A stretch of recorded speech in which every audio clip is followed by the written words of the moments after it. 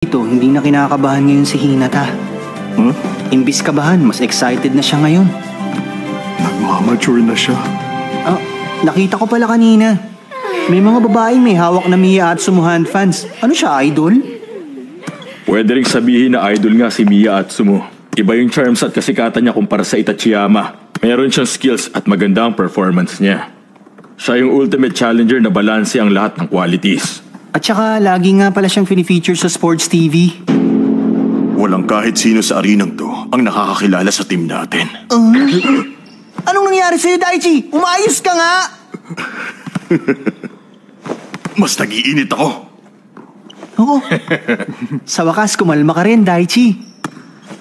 Kahapon, halos wala kang kaimik-imik. Nagko-concentrate lang naman ako, no? Okay, magsisimula na tayo.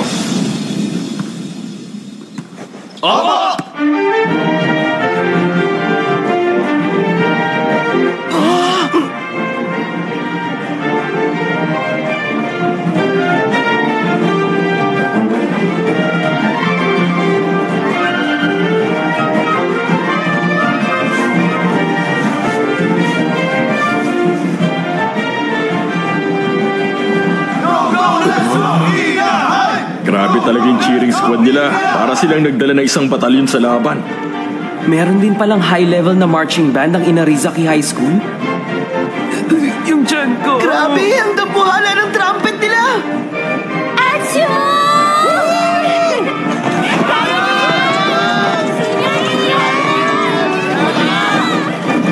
Sige, tara na! Sige, tara na! Tara na! Sabi, tara na! Tara!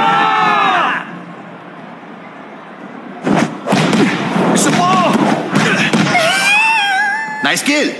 Oh, last one!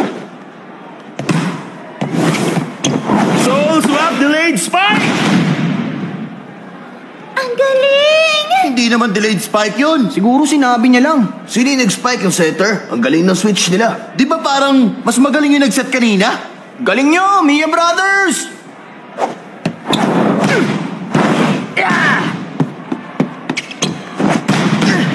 Hinata! Nice kill! Wow, ang taas naman ng batang yun ah.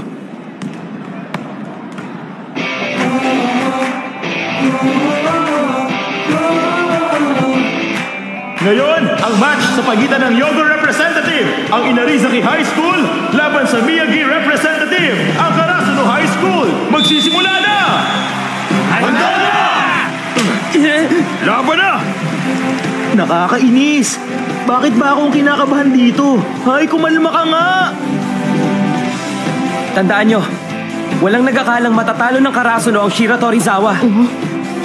Kaya ngayon, gulatin ulit natin lahat ng mga tao! Okay!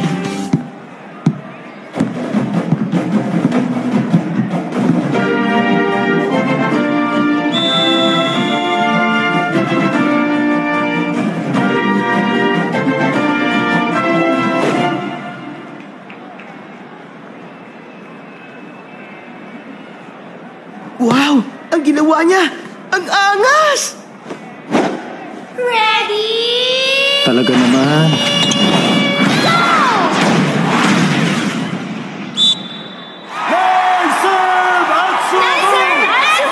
Hoy! Ba't naninigas kayo? Ano kayo, chopping board? Hindi naman kutsili yung sinerve niya sa inyo. Opo! Uy, nakatingin siya rito. Huwag niyo na akong iistorbohin pag nagsiserve ako. Para kayong mga baboy tumili. Pasensya na. Pwede bang huwag kayong maingay pag nagsaserve na sila? Bakit? Ano bang problema? Lagi naman nilang ginagawa yun sa TV.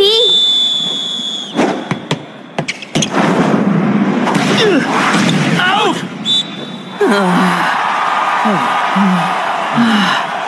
Kasar! Wawa naman. Manahimik ka dyan! Medyo napalayo yung serve toss ko kanina.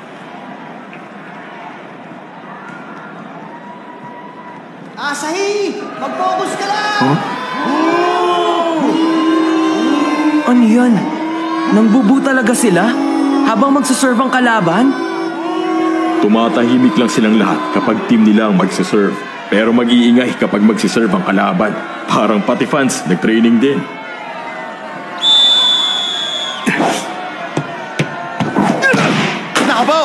masa na itong bola. Pasensya na. Atin ang susunod. Nagpapakita ang gilas sa pagsaserve ang bawat team habang sinusubukan nila magka-momentum. Pero sino ba ang magiging focus natin sa larong ito? Ang tinatawag ba na top high school setter ng maraming tao? Si Mia Atsumu ng Inarizaki High School? Alam mo, may punto ka. Pero wag din natin kakalimutan ang kilalang setter ng representative ng Miyagi. Si Kageyama Tobio ng Karasuno High School.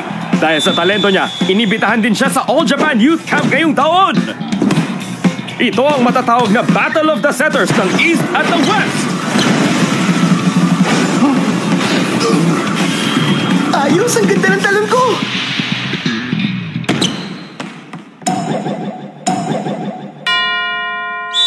Nalimutan ko hampasin yung bola. Huwag kang tatalon kung hindi ka naman naampas! Bugok! Ano raw? Sabi niya nalimutan niyang hampasin yung bola? Oo, yun ang sabi niya. Ibig sabihin, yung nakita namin mga talon niya dati, hindi pa yun yung pinakamataas? Nag-e-experiment pa rin sila sa mga top seed na katulad natin.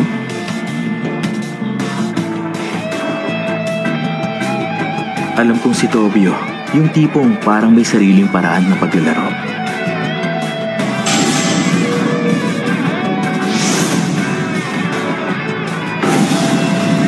Pero may ibubuga rin pala yung pupwit na yan.